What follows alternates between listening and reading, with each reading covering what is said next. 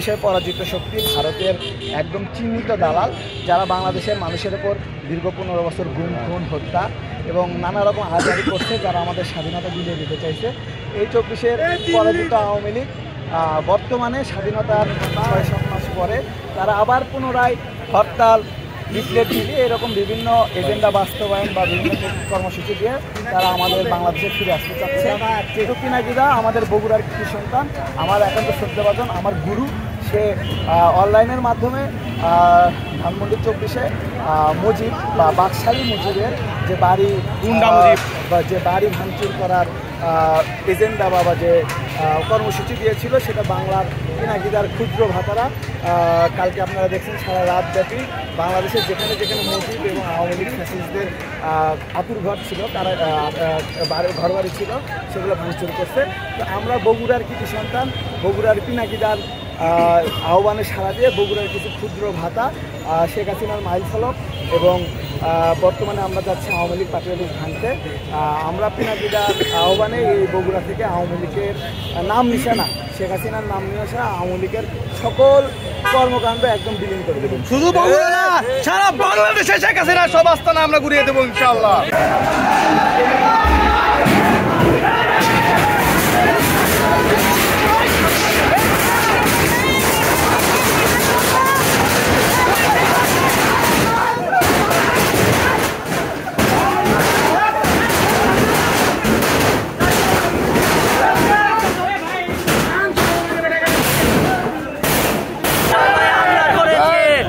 তার কর্মসূচির অংশ অনুসারে আমরা বগুড়াতে কর্মসূচি নিয়েছি।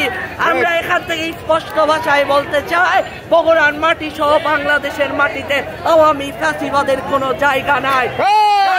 আমরা তাদেরকে আরো বলতে চাই, যারা ফ্যাসিবাদ ভবিষ্যতে কায়েম করতে চায় তাদেরকে ছাত্র জনতা 5ই আগস্টের মতো ওই রকম অবস্থা করে ছেড়ে দিবে ইনশাআল্লাহ।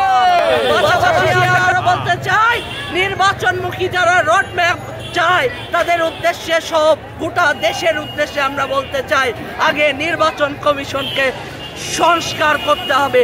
আমরা রাতের নির্বাচন দেখেছি, আমরা 13-তে এরশাদের সাথে বন্ধু পাঠানো নির্বাচন দেখেছি, আমরা 24-এর দিকে আমরা নির্বাচন দেখেছি, একই মায়ের 3 সন্তানের নির্বাচন।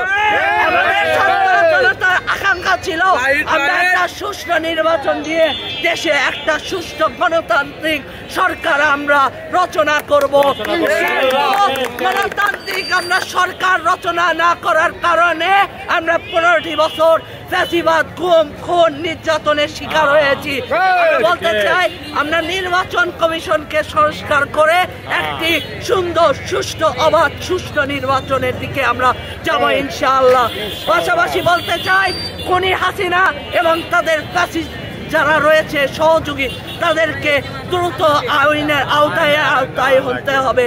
পাশাপাশি আমরা প্রশাসনকে হুঁশিয়ার করে বলতে চাই, প্রশাসনের ভাইয়েরা, আমার আবু সাইদ মুক্ত, আমার বগুড়ার রাতুল, ওয়াসিম সহ যাদেরকে হত্যা করা হয়েছে তাদেরকে অতি দ্রুত বিচারের আওতায় আনতে হবে। পাশাপাশি সুখী, সমৃদ্ধশীল সোনার বাংলাদেশ গড়ে লক্ষ্যে আমরা কাজ করে যাব ইনশাআল্লাহ। সুখী, সমৃদ্ধশীল সোনার বাংলাদেশ যেন আমরা করতে পারি, আপনাদের কাছে এই আশাবাদ ব্যক্ত রেখে সবার সুস্বাস্থ্য দীর্ঘায়ু কামনা করে এখানে শেষ করছি। ইনকিলাব জিন্দাবাদ।